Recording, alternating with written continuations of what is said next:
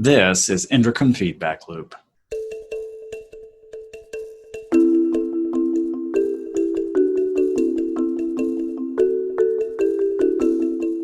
I am your host, Chase Hendrickson, and welcome you to this Journal Club podcast series brought to you by Endocrine Society.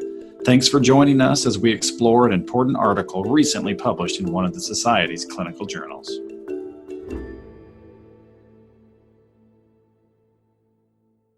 Welcome once again to the Endocrine Feedback Loop podcast, this time for our 32nd episode. Today, we will look at an innovative system-level approach to initiating medical therapy for patients with osteoporotic fractures. As we all know, osteoporosis is undertreated, and this report may give us insight into how we can better serve these at-risk individuals. The paper we will review is a case series, and so comes with several intrinsic limitations that will need to be carefully considered, so we will do our usual detailed look at the methodology employed here. As you all know, I host the Endocrine Feedback Loop podcast. I work at Vanderbilt University in Nashville, Tennessee as a general endocrinologist, medical director for our endocrinology clinics, and an associate director for our fellowship program. Back today as our regular contributor is Amal Shibli-Rahal from the University of Iowa in Iowa City. She is a master educator in endocrinology, currently serving as an associate dean for the Carver College of Medicine and as the lead endocrine educator for the internal medicine residency there, having also been the fellowship director in the recent past. Her clinical practice focuses on bone and calcium disorders with numerous publications in this field and in endocrinology in general. Our guest expert today comes to us from the Mayo Clinic in Rochester, Minnesota. Ann Kearns also specializes in calcium and bone disorders, directing the osteoporosis clinic at Mayo and writing and speaking extensively in this area. Importantly for us today, she leads efforts both at Mayo and nationally to improve systems of care for patients with osteoporosis, especially those who have suffered an osteoporotic fracture. So, as is obvious, the perfect pair of endocrinologists join me to unpack this article for us. As is also always the case, everything we discuss is our opinions only and not those of our respective institutions or of the Endocrine Society. For this episode, we look at inpatient zoledronic acid and integrated orthopedic and fracture liaison services improve osteoporosis treatment rates, which is a forthcoming article in the Journal of Clinical Endocrinology and Metabolism. Wu-Kiang Fan and Melissa Machado serve as the first authors on this paper, which comes to us from the Massachusetts General Hospital in Boston. At this point, I will turn things over to Amal. She will highlight some of the key points that the authors make in their introduction. Along the way, both she and Ann will review some important aspects of the treatment of osteoporosis that will help us better understand this investigation. Amal? Thank you, Chase. Osteoporosis is one of the most common conditions in aging people, and it leads to a high risk of fragility fractures, affecting more than 40% of women and up to 33% of men in their lifetime. After one fragility fracture, the risk of recurrent fractures increases fivefold in the first year and remains elevated approximately twofold higher for up to 10 years. Likewise, morbidity and mortality increase significantly after a fracture. In particular, after a hip fracture, there is an up to 30% increase in mortality in community-dwelling individuals and up to a 55% increase in mortality in long-term facility residents. Although we now have many effective pharmacotherapies for osteoporosis with proven effectiveness in primary and secondary fracture prevention, less than 20% of patients with a fragility fracture are started on treatment. And here I would like to pose a question to Ann to give us a brief overview of treatment options and why they are so rarely used after a fracture. Well, thank you, Amal. The blessing of osteoporosis is that we now have more treatment options than ever, and that can include oral bisphosphonates, of which there are 3, alendronate, risedronate, and abandronate, or intravenous bisphosphonates, including zoledronic acid, as used in this study, or abandronate. More advanced therapies could include denosumab or bone anabolic agents such as teriparatide, abaloparatide, or the newest one, romosozumab.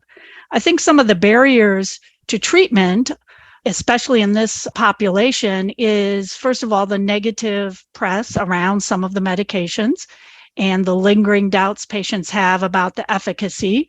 as well as some of those same lingering doubts in treating practitioners, especially in primary care people or people who are less familiar with updates to negative reports on medications. That's, I think, the biggest barriers that we face. In the fracture population, it's often that they get lost in the shuffle, and we'll maybe touch on that a little bit more. Thank you, Anne. Zoledronic acid is a particularly interesting drug in this setting, given its dosing schedule of 12 to 18 months, and the fact that it has been shown to decrease all-cause mortality by up to 28% after a hip fracture. This study reports the results of a fracture liaison service, commonly referred to as FLS, that collaborated with orthopedic surgery in order to identify, assess, and treat hospitalized patients with a fragility fracture. And I have a question to you about the different models of FLS. We know there are some based on inpatient and others on the outpatient treatment model, and briefly overview the data on their effectiveness. Well, I think that this model of care is the accepted gold standard, that you have to capture the fracture, so to speak, and that is one of the slogans for an orthopedic society that's working in conjunction with primary care and endocrine specialists to really reduce the risk of additional fractures. So one way to do that is in the inpatient setting, as was done in the study we're going to discuss. Sometimes the patients are not in a receptive frame of mind. They're in pain. They're not mentally as alert right after a major operation. Their family is deep in the decision of where they will go from there, whether they go home. So sometimes it's not the right setting to address all the issues. In the study of zoledronic acid that you referred, that medication was given as an outpatient at about 6 to 8 weeks after the fracture. Other practices do a similar outpatient follow-up to initiate treatment. I think both have been shown to be effective in increasing the use of medications, and even in the best studies to reduce the risk of fractures. So I think it's beyond us needing to prove in a specific patient population that the medications work or that the model works. It often gets tripped up on how to implement the model because it's very difficult. Thanks to you both for setting us up nicely there, in particular, Anne, talking about where the trip up there is, how to implement that model. So that's what we're going to look at here and see if we can gain any helpful information on how to implement such a model here. So first of all, what we're going to do, like we normally do, is think about the study design overall. And in looking at this, I would describe what the authors do here. The report that they use is structured as a case series. So we have not frequently looked at case series, so probably helpful to describe that just a little bit. It is an observational design, and it simply reports a series of patients, a series of cases, and described how those patients presented, what was done to them, and then what the outcome was. The big difference in either case reports, so single cases, or case series, which it would be multiple, is that there is not a control group. So that's the huge limitation to this type of a report. And thinking about that in general, if you are looking at an intervention, a surgery, a medication, whatever it is, you want to know what the result of that is in comparison to either some accepted standard of care or not doing anything at all. So you need to know, well, what if we hadn't done whatever this report looks at doing? And the problem with the case series is that you don't know. You don't have another group. You don't have that control group to where they were treated differently or not treated at all. And so that remains a huge question with any type of a case series. There's a few ways that authors can try to address that. None of them are perfect, but they at least help. One of them is simply to survey literature that's out there and say, other reports have been published on different treatment methods, on not treating at all, and this is what typically happens. The obvious issue there is that the specific patient population that authors would be reporting on are almost certainly going to be different, and often significantly different from whatever else is out there in the literature. And so there's always a question of, well, is it the difference in the populations or some other sort of care that they're receiving? That's the driver here. A little bit better, though still with issues, are what are often called historical controls. Now, the authors here don't use that term. I'm glad that they don't, because I think it can be confusing because they're not truly controls. But the idea behind historical controls is that you look at whatever your group did before. So if you're looking at your own practice and saying, since we started doing X, this is what's happened. One thing that you can do is say, but before we started to do that, this is how things did. And that gets a little bit closer because you're likely looking at a more similar patient population to what's being examined now. The challenge, though, with that and why these wouldn't truly be considered controls is that many things change over time. So you're looking at likely one or a group of things and hoping to figure out whether that was what drove a difference in an outcome. But there can also be other changes that occur over time. So different reports, this works differently for, but those are in general how you can approach a case series not having a control group. So we'll think about that. The authors do some of this here. So we'll think about how they do that and how helpful that is to try to understand the likely impact of what they report here. Okay, so now back to this study. So this report, as Amal mentioned already, this looks at the fracture liaison service at the MGH. They started their fracture liaison service back in February of 2016. They had a couple of phases of how they implemented this fracture liaison service. So initially from February of 2016 up to the end of that calendar year, 2016, as they were piloting this, they really just focused on hip fragility fractures only. They worked out some of their processes. So at the beginning of 2017, January 2017, they were able to do any fragility fracture. And their data collection, at least what's reported here, goes all the way up through the end of 2019. December 2019. So that's the data that we're looking at. Initially just hip fractures, but then most of this, all types of fragility fractures. So a bit more of the particulars as the authors describe their fracture liaison service. So first of all, this was run by a physician assistant, and some of the terminology that they use here is describing this individual as a fracture liaison service navigator.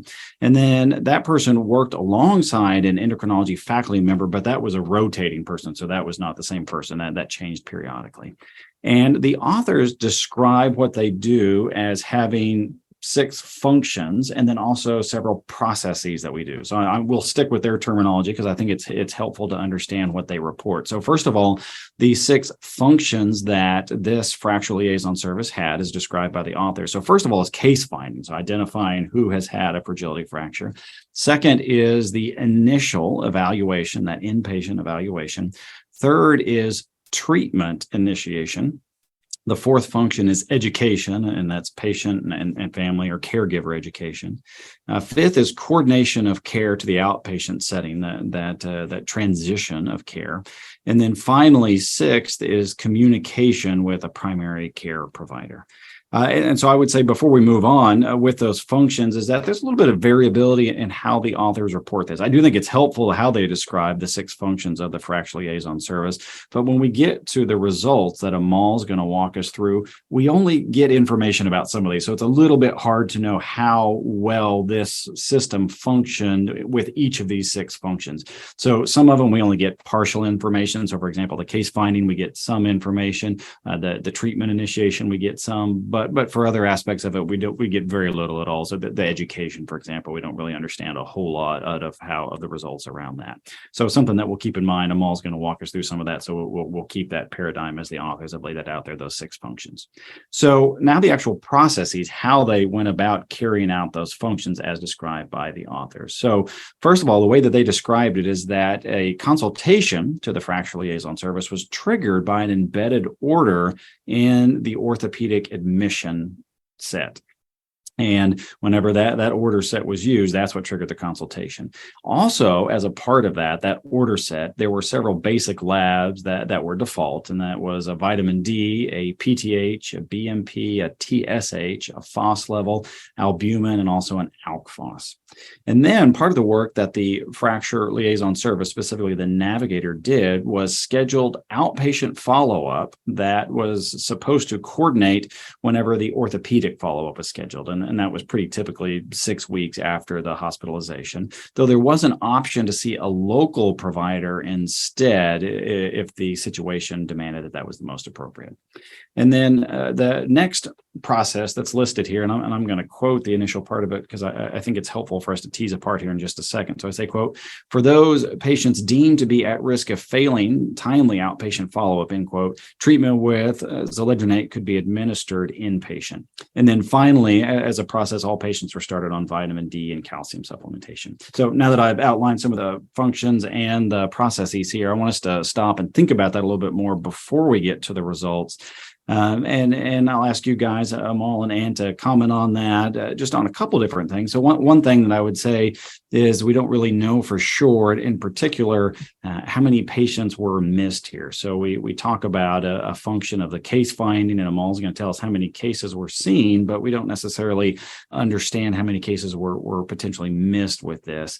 And then the other thing that I was curious about, particularly looking at this from the lens of, well, maybe I might want to implement something like this. How exactly would I do this? Was this decision about deciding whether or not to treat somebody inpatient. It was decided on whether they were thought to be at high risk for failing outpatient follow-up, but exactly what went into that decision was a little bit unclear.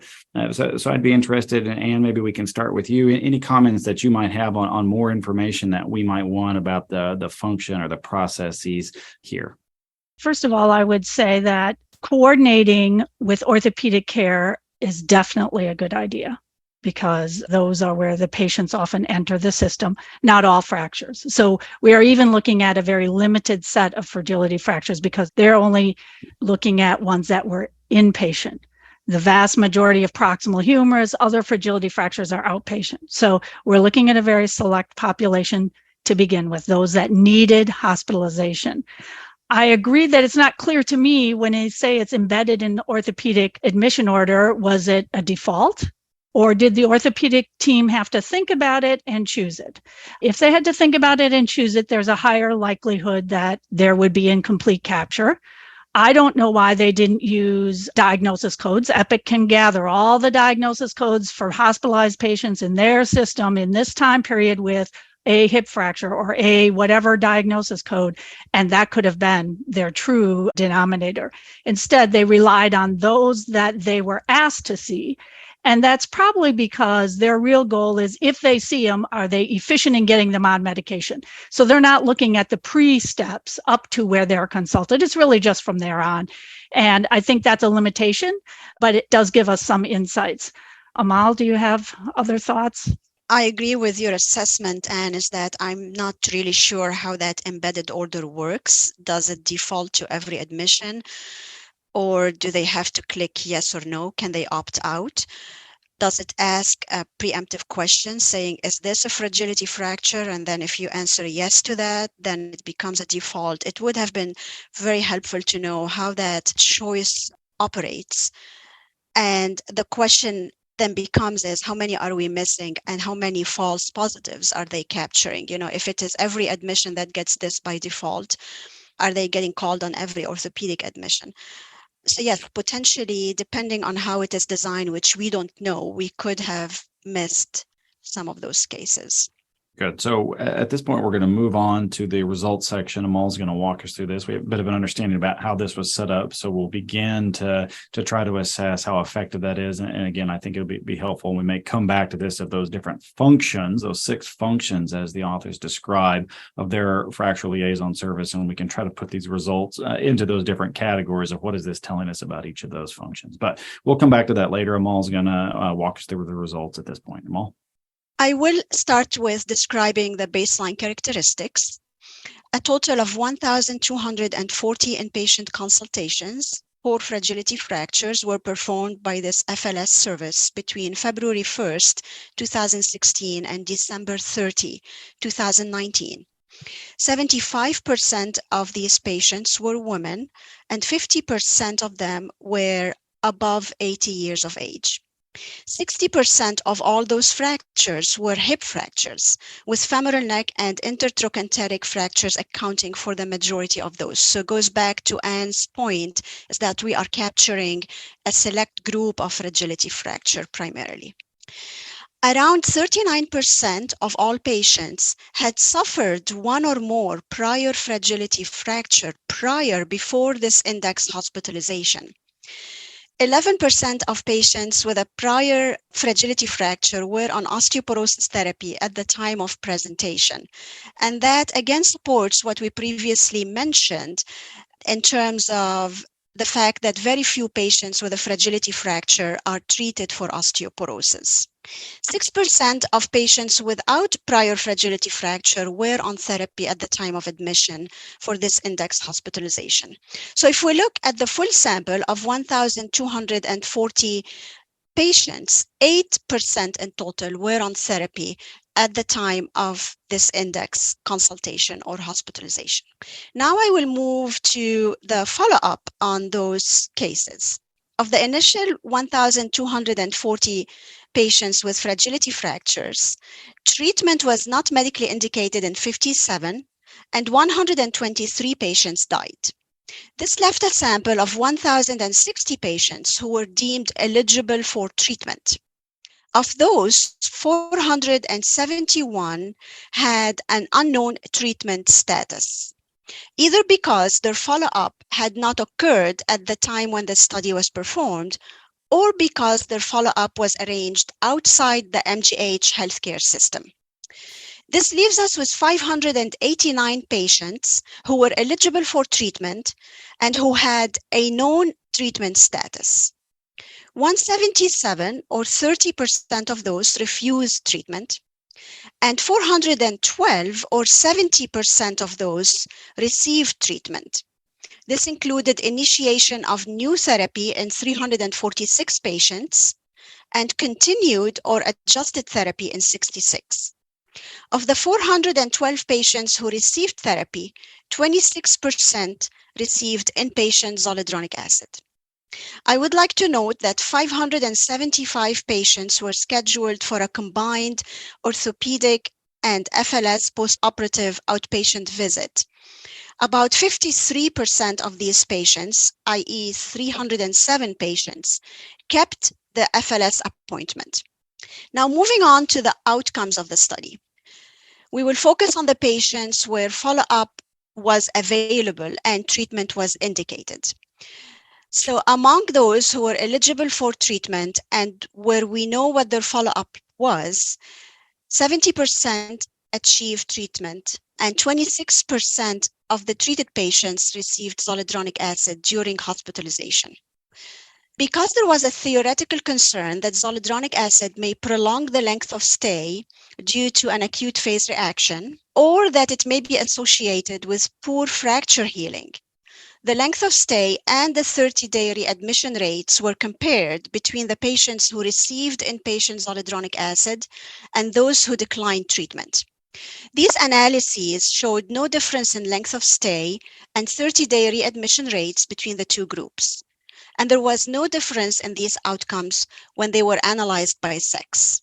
And I might chime in here just to say, when I was looking at that, trying to think about how that might affect it, because the patients who were given zoledronic acid or zoledronate inpatient, that was a select group of people. And so anytime you've got an intervention that's really given intentionally to just one subgroup of people, you really have to start worrying about how a bias might affect there.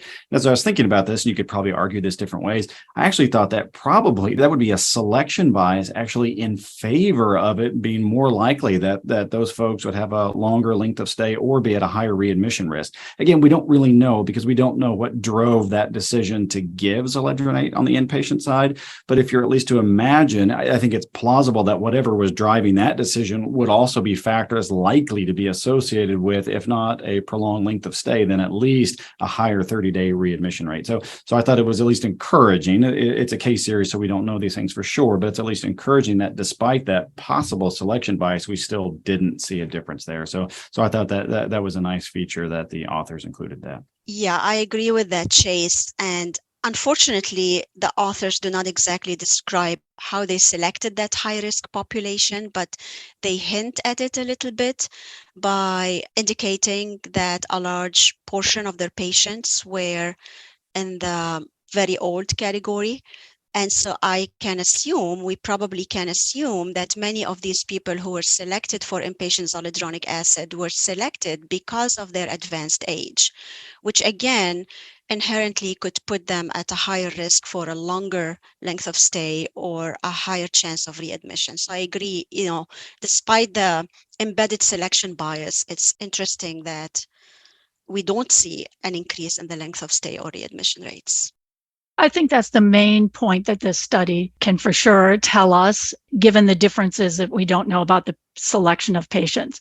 I think there's a couple other things that are worth mentioning. It's not clear to me how long they followed people. Did they follow them for 30 days after the initial consultation, 60 days, or is this a longitudinal clinic? because if only 123 out of the 1,240 patients died, that's very low. Okay, 25% of hip fracture patients die within the first year. Were those deaths in hospital? Were those 30-day mortality? Or are they just selecting for a relatively healthy population? But only 57 did they think were medically not suitable for treatment. So I think there's some questions that I have about their patient population in that regard. And if we look at who they felt were eligible, although they claim 70%, it's 412 out of 1,240. So I think how they're calculating is a little hard to know. And I don't know how the follow-up really went. Regarding the treatment, the study that was done with zoledronic acid gave it at 6 to 8 weeks. We know that bisphosphonates go to the area of highest bone turnover, which would be the site of fracture healing. Again, this is where follow-up comes up. At 30 days, no orthopedic, having done this for a long time, no orthopedic surgeon can tell you whether there's non-union or delayed healing of the fracture. So I think the remaining question they didn't answer and can't answer, maybe because they didn't follow up in that way, is does zoledronic acid at the acute time of fracture impair fracture healing, because that medication concentrates in the repair area? We don't know. Second question is, does that limit the efficacy for further fracture prevention? We don't really know. There's a lot of questions about their follow-up that I think their claims can't quite support. That I do agree it can support that there was an acute phase problem, that there was not an acute phase problem that lengthened stay or readmission rate given the selected population. But there's still some remaining questions. I agree. And actually, Anne, you brought up a very important point about all the patients who we don't know what happened to them, all the patients who have an unknown follow-up. So that bothered me a little bit when I was reading this study. So I did some calculations on my own. The results indicate that 471 patients were deemed eligible for treatment, but had an unknown treatment status. And the study did not include them when they estimated treatment rates. So I did a couple of manipulations here. I assumed that all of these 471 patients did indeed somehow end up receiving treatment for osteoporosis. So under that assumption, 83% of all of the patients who were eligible for treatment, once we've excluded the ones who died and the ones who were not deemed eligible, that leaves us with 83% of all patients receiving therapy. But that's not realistic. It's unlikely that all of those patients did end up receiving treatment. So I went to the other sort of therapeutic extreme and I said, well, what if none of these 471 patients received treatment for osteoporosis and I still factored them into the denominator? And I came up with 40% of all eligible patients in that case would have received therapy, which is much less than the 70% treatment rates reported in the study. However, it's still more than what we know about the general populations of patients with fragility fractures, where 10 to 20, maybe up to 30% maximum end up receiving treatment in the absence of a fracture liaison service intervention. So for these calculations, obviously, I assumed the two treatment extremes. If all of them were treated or if none of them were treated, the truth is probably somewhere in between. And the problem is we don't know how many were treated. So I'm wondering what you guys think would have been the best way of reporting on this unknown group. Well, I guess I wonder what they mean by they had an unknown treatment status, meaning if you ask the patient, they don't know. They defined it a little bit earlier in that their follow-up had not happened yet when they set out to do their data analysis, or the patient was basically lost from their system. So they probably went to their primary care physician who was outside the MGH healthcare system, and they just did not have any information on the patient. Well, I think that they could have extended their study period if they were just waiting for follow-up in their system. Second. Third, Epic is the most used medical record. You could look to see if they had their primary care in another center in Epic. So you could have gathered more information. it is troubling. And I think that's why I think their results are encouraging, but there's more work to be done. And and Amal, I agree with you. I think if we infer what we know from other reports of how infrequently these folks are treated, the number was probably higher than 40%, but it probably wasn't very much higher than 40%. So if you wanted to choose one, that's going to be almost certainly a lot closer to the reality. But again, it's always hard to know what to do with the unknown information in your reports and how to do that. I agree. Before I turn it back to you, Chase, I would like to again make a note of the 575 patients who are scheduled to receive outpatient orthopedic FLS follow-up, where only 53% kept that appointment. The rest of them either canceled that outpatient follow-up with the FLS service or no-showed. And I think this is an important point to keep in mind. We'll come back to explore this point a little bit toward the end.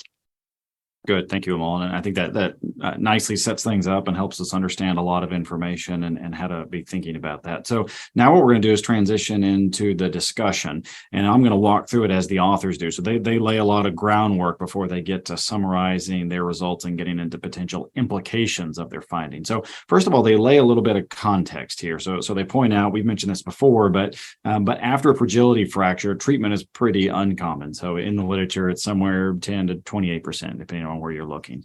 Now, this is where they pull in their historical control. They don't use this terminology, but essentially what it is. So they report that in the year prior to starting their fracture liaison service at MGH, only 6% of patients were started on treatment after they'd had a hip fracture, and only 40% of patients saw their primary care provider within 6 months of having had a fracture. So they suggest that their rates were also really, really low and in line with what's reported in the rest of the literature. And as been pointed out already, that at least in this data set, only about 11.5% of people who had a fracture before were on treatment at the time when they came in for their current fracture. I'm all pointed that out. So again, suggests that even after you've had a fracture, you're not very likely to get treated. The authors then start talking a little bit about potential reasons for this, or explanations for why there is such a low treatment frequency, particularly in this group. So a few different that they suggest, some of them we've talked about already. So worry about side effects, and then that could be side effects that patients are worried about, or potentially even providers are worried about. Osteonecrosis of the jaw and atypical femur fracture being the two most likely drivers of that. Clinical inertia was also suggested. A lack of knowledge, and that was the way they described that, primarily around providers not knowing that treatment was indicated after a fracture. And then finally, something that would be more patient specific is difficulty in maintaining treatment for asymptomatic conditions. So Anne, I'm interested in your thoughts on this. You think about this a lot. You talk to a lot of people. You know the literature here. You see a lot of these patients. So what are your thoughts on these causes? What do we know about what if any is the real big contributor to this issue? I'd like to lump it into three baskets. There's patient factors, the provider factors, and their processes and system factors. So when we look at the patient factors, certainly there's fear about medications. There's not wanting to take additional pills. And that's where having options that are parenteral and very infrequently giving, such as zoledronic acid, really are a nice way to do that. Also, that can ensure follow-up because you get notified as a provider that they're due for their medication, and you can reach out and have a system there. There is, to give the primary care team a break here, they're dealing with 50 problems. That's not the high priority for the patient. The patient's in there with constipation, or where are they going in the nursing home, or the provider's worried about their edema. Do they have a DVT from this recent, so it does get lost in the shuffle. So I think, to be fair, it's just that there is, to some extent, I think the provider factors. Yes, there might be a lack of knowledge. It might be more around how to talk to patients, not about what to do, but how to talk to patients in a way that can engage them in wanting to take a medication or getting on board. But I think there is just the overburden of all the problems and all the issues. Remember, 50% of these patients are over 80. Okay, they're usually on multiple medications, have multiple issues, want to know if they can drive now, all kinds of things. as pointed out, there is a difficulty in maintaining treatment, and that is assuming you get the treatment initiated. And what they don't talk about in here, but an area that I have been growing in interest and have done a recent study on, not yet submitted for publication, is the transition in care. So from an FLS program back to primary care. An FLS program cannot manage everyone with osteoporosis even after a fracture. No more than a cardiologist can manage everyone who's had an MI after an event. So there has to be a good process for defining the plan, handing it off, telling the primary care, these are the things to do. This is when you need to loop me back in. The study wasn't designed to that, but that's another step in the process to get patients on treatment and maintain them on treatment.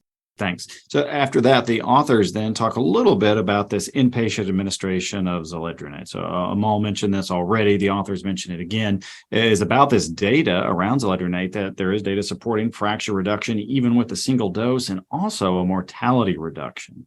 And they point out that there is inconsistency in the recommendations regarding treatment with an anti-resorptive in the immediate post-fracture setting. Anne walked us through the pathophys of that, of why that would potentially be concerning for a variety of reasons. And the authors point out that it's unclear if that's an okay thing to do or not. Though they do point out something that we've agreed with already is that the finding of an unchanged length of stay and 30-day readmission, whether you got the zoledronate inpatient or not, is definitely encouraging. So then after they've laid all that groundwork, now the authors get to their summary, which they point out is that this approach that we've talked about already with this fracture liaison service led to an increased pharmacotherapy rate, at least among eligible patients with a verifiable treatment status of 70%. We've gone back and forth with this already and whether that's really the right way to describe it, but at least as specifically defined here, eligible patients with a verified treatment status, it is 70%. But I think if you factor in all the people who don't have an unknown treatment status or likely untreated, that number is certainly going to be lower than that. The authors then go on to talk about unaddressed treatment gaps. A few of those we've alluded to already, but I think are worth going through because it's helpful to think about. One of them is the way they describe it as an age-related disparity. So most of these patients are above the age of 80, and there does seem to be a decreased likelihood of treatment the older these individuals are. And they point out, and Amal mentioned this already in her results, is that the inpatient administration of zoledronate helps that at least some. It doesn't resolve that gap, but it at least starts helping with that. Another that they point out is that of those individuals who were known to not be treated, so there's not an unknown group here, we know they didn't get treated, that nearly half of those individuals declined due to concern for side effects. And I thought we could pause here just to point out, we know this, I think, both from taking care of patients and what's out there in the literature. I continue to find this very, very striking.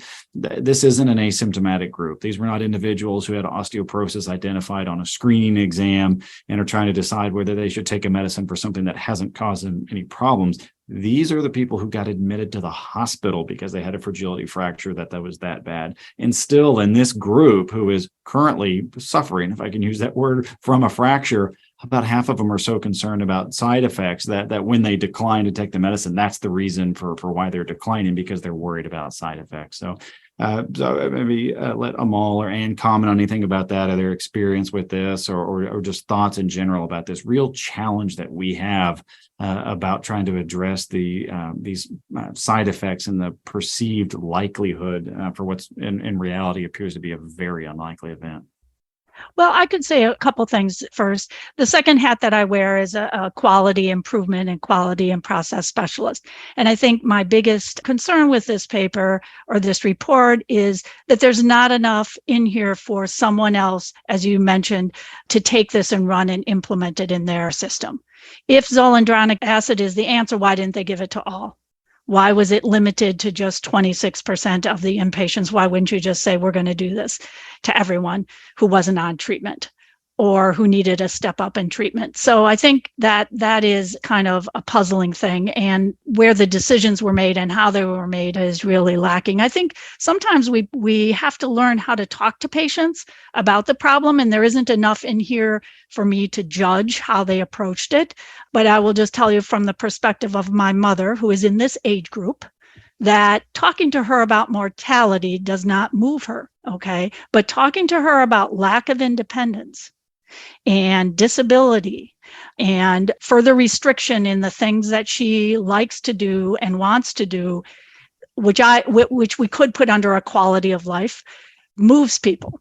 And I don't know how they approached it. And what we often see about the zoledronic acid paper is the mortality, but we forget that in that same study, they showed significant reductions in long-term care use and in decrement in quality of life. So those, I think, are probably as meaningful. And physicians, we all care about mortality, but if we're patient-centered, we'll be talking about what matters to the patients. And there are studies showing that elderly patients' mortality isn't the number one concern. I agree with Anne, particularly in this older patient group.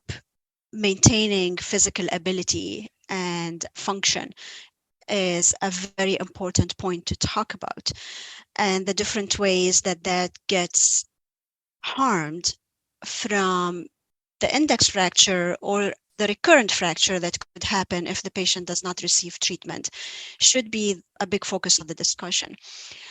I also find that, unfortunately, even this many years later, people still misunderstand the frequency or the amplitude of the risk of osteonecrosis of the jaw and subtrochanteric fractures, including sometimes among physicians.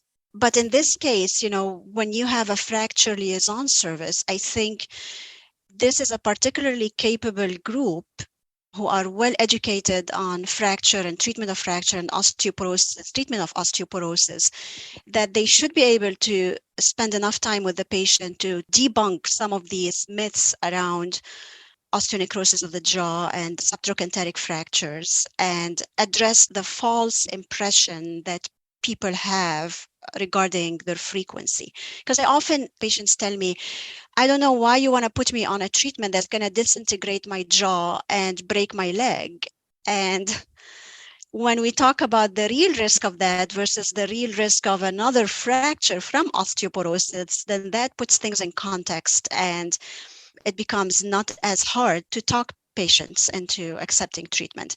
So back to your initial point, when you discuss the methods, Chase, the piece on education that really we don't see in this paper how they addressed patient education.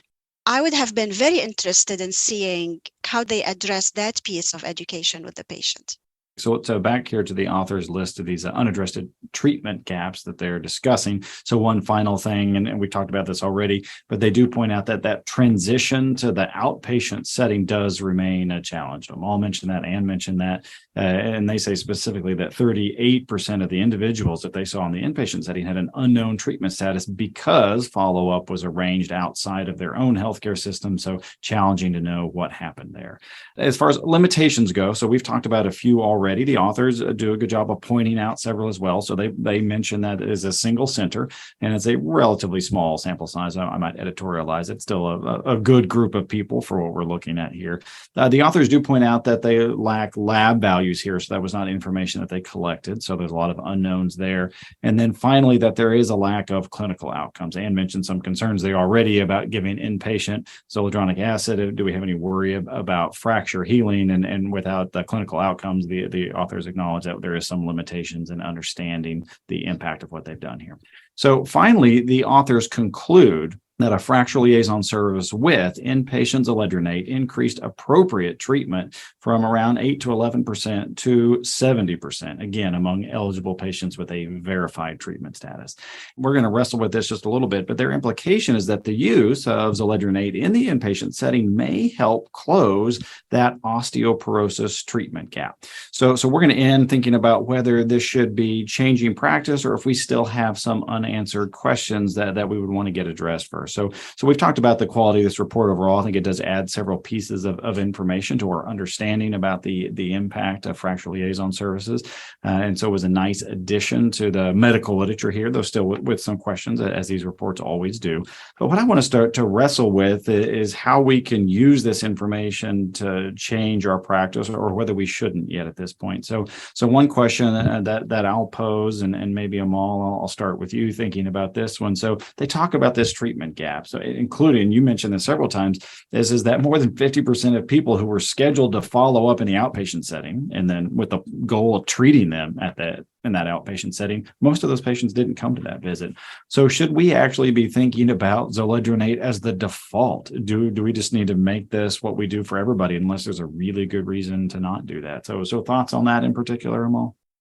It's hard to make a straightforward recommendation or a definitive recommendation on this, but I do struggle with models of fracture liaison service that defer treatment into the outpatient visit because, as we see in the study, half of the patients who were scheduled to come to that outpatient visit did not come for different reasons.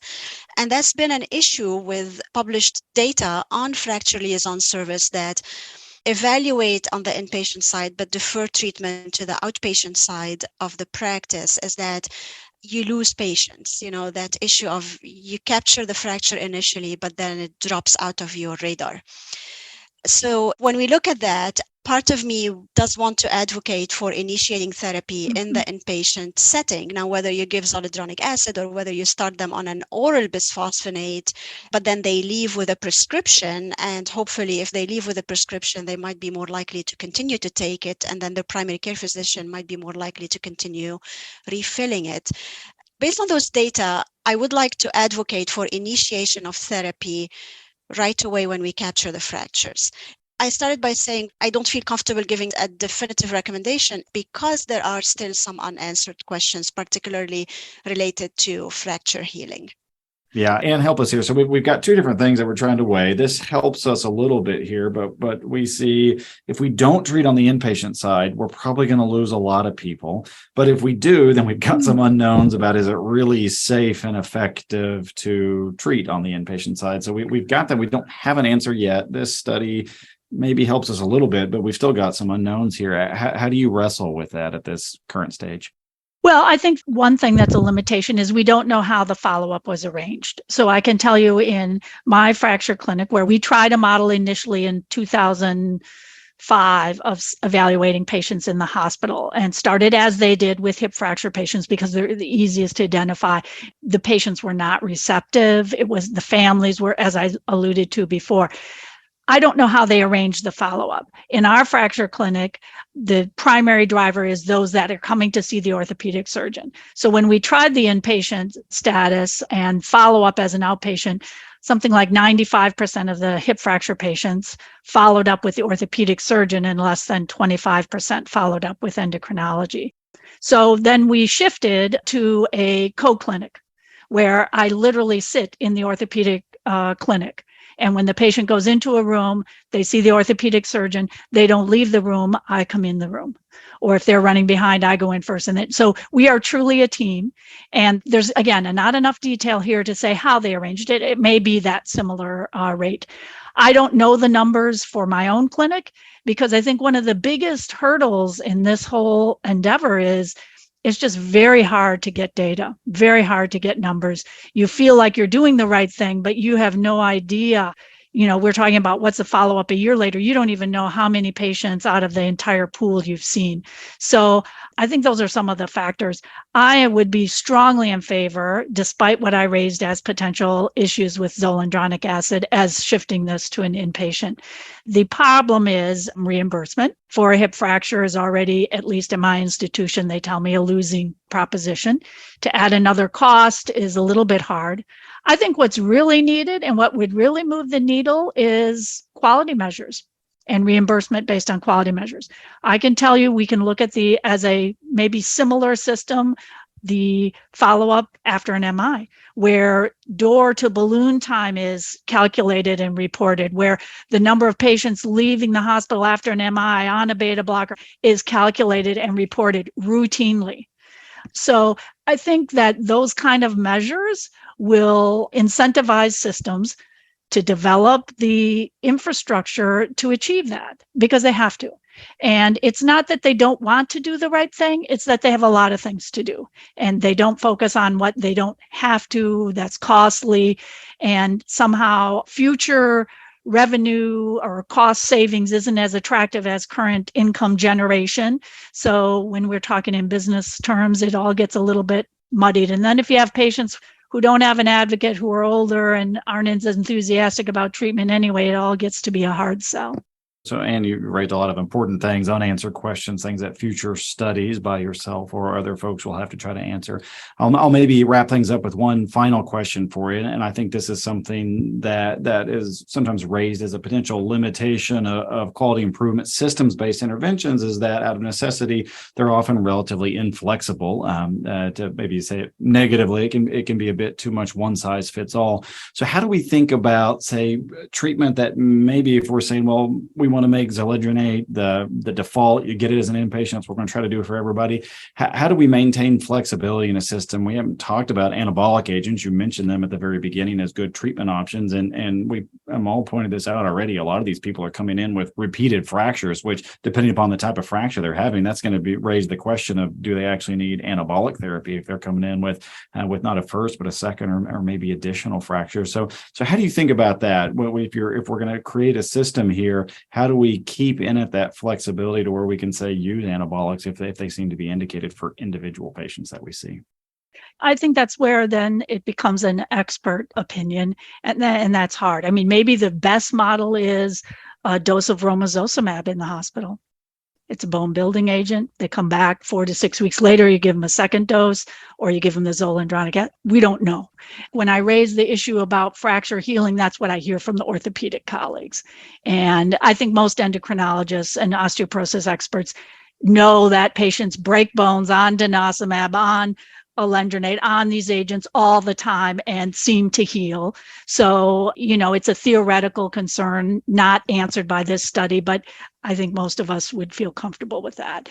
But yeah, we don't know the exact sequence, and anabolic agents have the benefit of maybe accelerating fracture healing. And maybe if we had outcomes like increasing mobility faster because pain is less, there are a lot of potential upsides to that, but they are expensive medications. And this is a Medicare largely population. And so that gets into cost effectiveness. But I think there's really a lot of opportunity here for further study. And with that, I would like to thank Amal Shibli-Rahal and Ann Kearns for joining me for this month's edition of Endocrine Feedback Loop. I hope that you all learned as much as I did and that you will join us again next month. And now you're in the loop. This has been Endocrine Feedback Loop. Endocrine Feedback Loop is brought to you as a members-only benefit of the Endocrine Society, with production oversight by Brandy Brown and Andrew Harmon.